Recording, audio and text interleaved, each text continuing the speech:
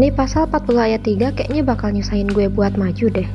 Kayaknya gue harus hapus nih pasal. Gimana ya caranya? Oh iya, gue punya ide. Gue kan punya kenalan di MK. Kayaknya bisa nih gue nyuruh dia ngerubah pasal. Tinggal kasih duit aja.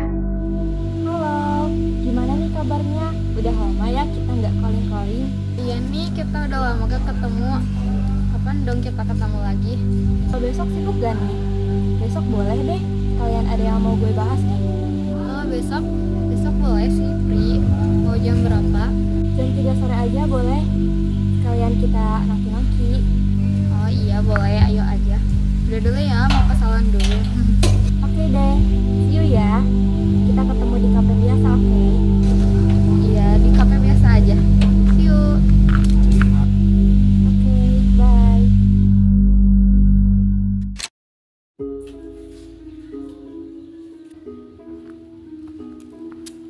Itu Rahma bukan ya? Rahma!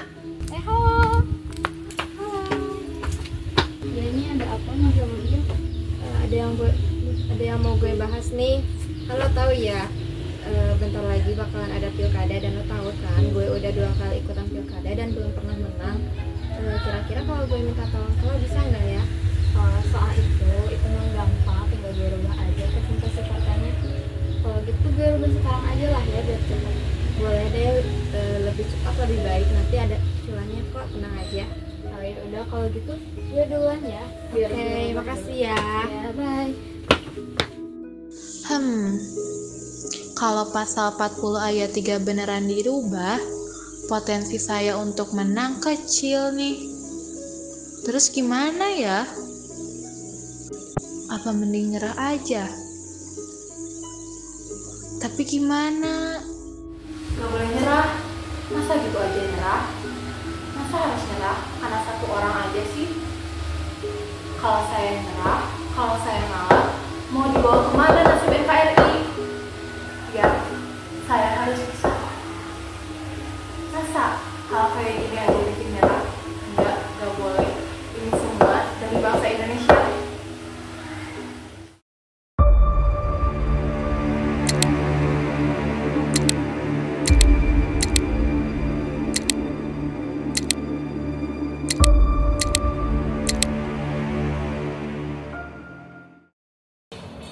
Baik, mendengar banyaknya isu yang telah beredar di luar, dengan ini saya Fika Masya selaku Ketua Dewan Perwakilan Rakyat Republik Indonesia mengesahkan bahwa pasal 40 ayat 3 tidak akan ada perubahan dan putusan ini tidak dapat diganggu gugat.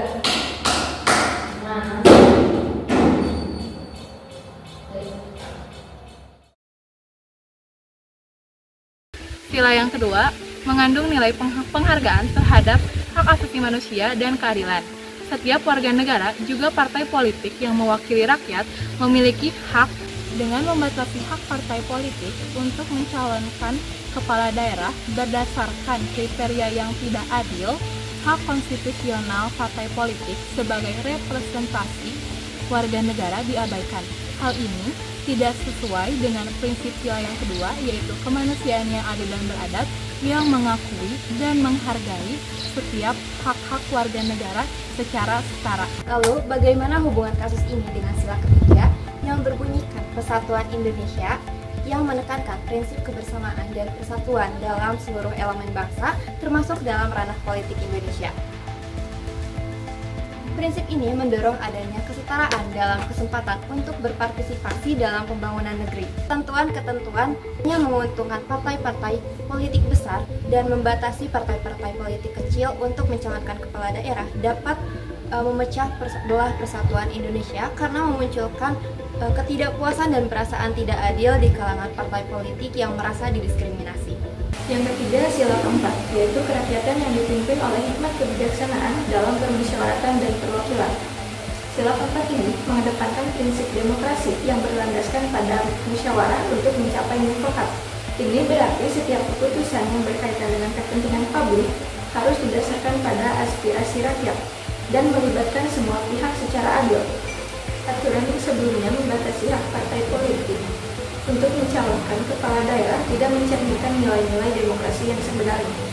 Hal ini membatasi partisipasi politik yang lebih luas dan aspirasi rakyat yang disalurkan melalui partai-partai kecil, sehingga bertentangan dengan prinsip kerakyatan dan permusyawaratan bagi seluruh rakyat Indonesia, mengandung nilai keadilan sosial, yang dimana setiap warga negara memiliki hak yang sama dalam segala bidang, dalam bidang politik maupun pemerintahan. Dalam konteks kasus ini, keputusan yang membatasi hak setiap partai politik untuk mencalonkan kepala daerah hanya berdasarkan jumlah kursi di DPRD ataupun suara sah.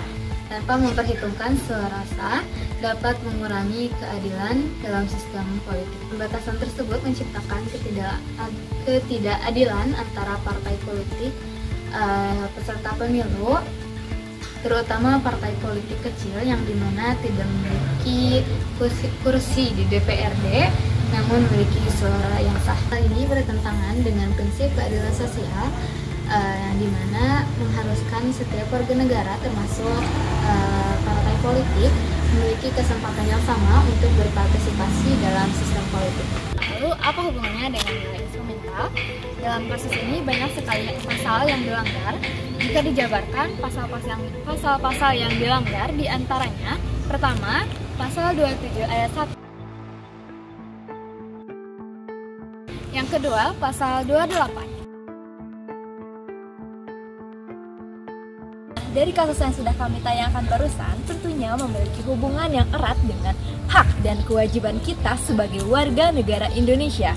Dan juga banyak hal penting yang bisa kita petik melalui nilai-nilai instrumental Undang-Undang Dasar Negara Republik Indonesia tahun 1945 dan nilai dasar ideal Pancasila.